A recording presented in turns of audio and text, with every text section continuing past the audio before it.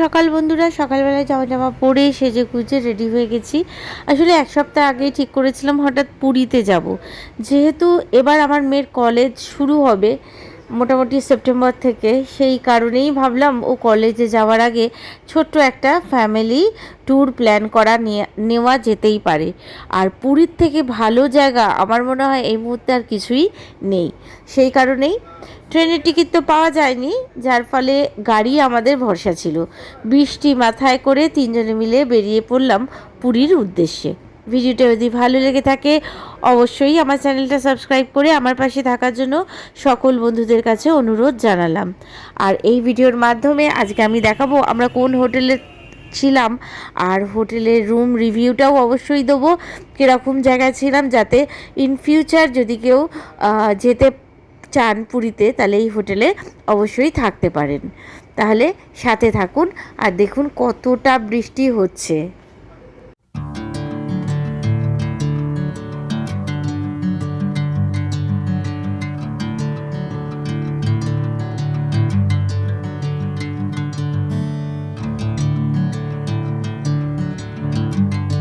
এই মুহূর্তে আমরা মহানদী পার করছি, মহানদীর যে ব্রিজ আছে সেটা পার করছি।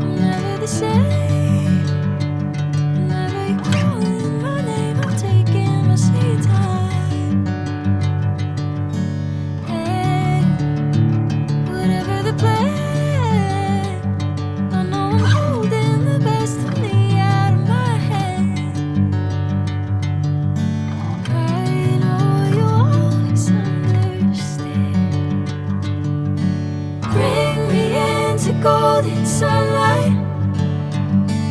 If I'm going with you, I know we'll get to the other side. Sinking in, I know this feels right. Catching up. তো এবার এসে পৌঁছালাম হোটেল ড্রিমল্যান্ডে। এটা গোল্ডেন বিচের সাইডে আছে, সোনার বাংলার একেবারে পাশেই। ট্রেনের টিকিট না পাওয়া গেলেও হোটেলটা বুকিং করা ভালোই হয়েছিল। আর অভিষেককে বলেছিলাম এইবারে কিন্তু একেবারে বিচের সাইডেই থাকবো।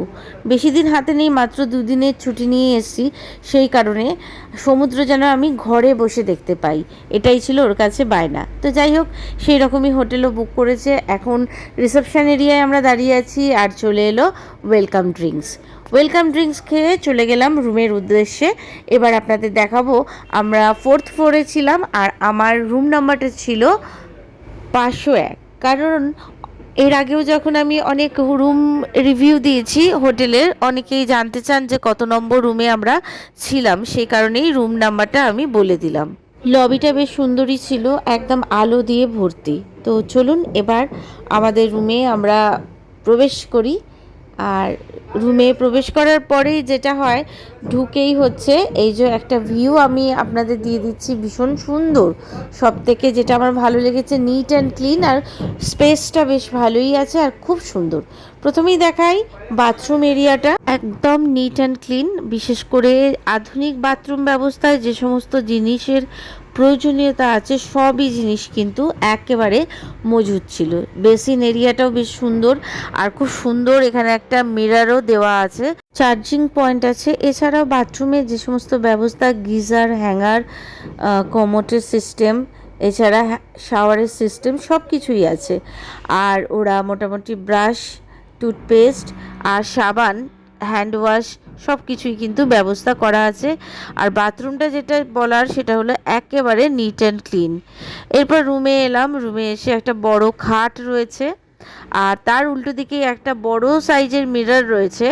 আর তার সামনে মিররের সামনে ছোট স্পেস রয়েছে যাতে টুকটাক জিনিসপত্র কিন্তু খুব সহজেই রাখা যায়। আর বেডের পাশেই হচ্ছে আলমারি এরিয়া, যে ক্যাবিনেট যেটা থাকে সেই এরিয়া। আর একটা মোটামুটি সেলফও আছে যার মধ্যে লাগেজ, দেখুন আমাদের লাগেজ অলরেডি কিন্তু এসে গেছে। আর এখানে টি কর্নার একটা করা আছে যেখানে জল দেওয়া আছে, আর কেটল আছে, গ্লাস, কাপ আর চা বানানোর জিনিসপত্র সব কিন্তু রয়েছে। আর এইখানে রয়েছে যে ছোট্ট ফ্রিজ, যেটা এখন প্রত্যেকটা মোটামুটি হোটেলেই কিন্তু অ্যাভেলেবেল আছে। এখানে ক্যাবিনেটটা বেশ বড়, অনেকটা জিনিসপত্র সুন্দর করে এই ক্যাবিনেটের মধ্যে কিন্তু রাখা যাবে। আর পাশেই আছে ছোট ছোট ক্যাবিনেটের পাশেই ছোট ছোট র্যাক করা, তাতে কিন্তু অনেক জিনিস স্টোরেজ হিসাবে রাখা যায়। মানে সঙ্গে যদি অনেক লাগেজ থাকে, স্টোরেজের আইটেমটা এখানে কিন্তু বেশ সুন্দর, খুব ভালো স্টোরেজ ব্যবস্থা কিন্তু রয়েছে। এর পাশেই একটা বেডসাইড টেবিল আছে, সেই বেডসাইড টেবিলের ওপর মোটামুটি রিমোটগুলো রাখা আছে। আর তার পাশে হচ্ছে বেডটা রয়েছে। আমি এখানে 3 জনে ছিলাম যেহেতু, সেই জন্য আমাদের এক্সট্রা বেডও ব্যবস্থা করা ছিল। এই বেডে মোটামুটি 2 জন খুব ভালোভাবেই শোয়া যাবে, 3 জনেও শোয়া যায়, কিন্তু আমরা এক্সট্রা বেড ব্যবস্থা করে নিয়েছিলাম। আর বেডের উল্টো দিকেই রয়েছে একটা বড় সাইজের টিভি। টিভিতে মোটামুটি ভালোই সব চ্যানেলই কিন্তু অ্যাভেলেবেল আছে। এর পাশেই রয়েছে একটা সোফা, এটাই হচ্ছে সোফা কাম বেড। আর তার উল্টো দিকেই রয়েছে একটা চেয়ার, একটা ছোট টি টেবিল, একটা হচ্ছে বেডসাইড টেবিল, তার উপর ফোন রয়েছে আর মেনু কার্ড রাখা আছে। এই হিসাবে ঘরটা কিন্তু ছিমছামভাবে খুব সুন্দরভাবেই সাজানো গোছানো আছে, স্পেসটাও কিন্তু বেশ অনেকটাই বড়। এরপর যেটা আমি চেয়েছিলাম সেটা হচ্ছে ব্যালকনি থেকে যাতে সমুদ্রের ভিউটা পুরো পরিষ্কার দেখা যায়, কোনো যেন সামনে অবস্ট্রাকশন না থাকে, ঠিক সেই রকমই ব্যবস্থা করা হয়েছে। এই যে ব্যালকনি, এখানে 2টো চেয়ার, একটা ছোট টি টেবিল পাতা আছে। একদম সামনেই, হোটেলের সামনেই রাস্তা, তারপরেই বিচ, অপূর্ব সুন্দর। আর দুদিকে এতটা ভালো, অনেক দূর পর্যন্ত চোখ যাচ্ছে, দেখে মন ভরে যাচ্ছে। যে জিনিসটা চেয়েছিলাম তো মোটামুটি একেবারে সেই জিনিসটাই পেয়েছি। প্রচণ্ড ভালো লাগছে, মানে কোথাও না গিয়ে এখানে বসে থাকলেও কিন্তু খুব সুন্দরভাবেই টাইমটা কেটে যাবে।